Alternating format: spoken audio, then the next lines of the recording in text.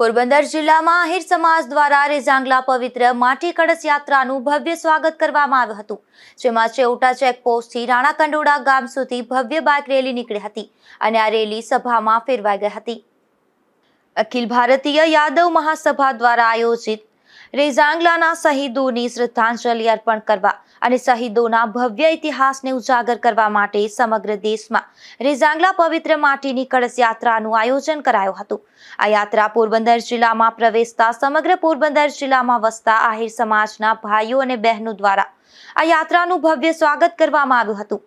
તેમજ ચૌટા ચેકપોસ્ટથી રાણા કંડોળા સુધી ભવ્ય બાઇક રેલી કાઢી અને રાણા કંડોળા ગામ ખાતે સભાનું આયોજન થયું હતું.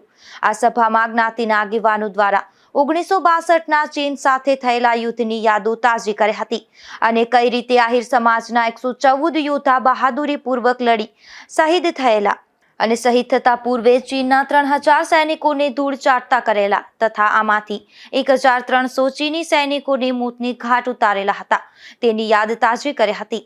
આ યાત્રા રાણા કંડોળા ગામથી નીકળી પોરબંદર આહિર સમાજ વનાણા ખાતે પહોંચેલી હતી. ત્યાં પોરબંદર શહેરમાં વસતા આહિર સમાજના ભાઈઓ તથા બહેનો દ્વારા સ્વાગત કરવામાં આવ્યું હતું અને ત્યારબાદ કળશ યાત્રાએ દ્વારકા જવા પ્રસ્થાન કર્યું હતું. આ સમગ્ર કાર્યક્રમને સફળ બનાવવા માટે આહિર સમાજના નવલોહિયા યુવાન જગમાલભાઈ જોટવા અને તેમની ટીમ દ્વારા જહેમત ઉઠાવી હતી.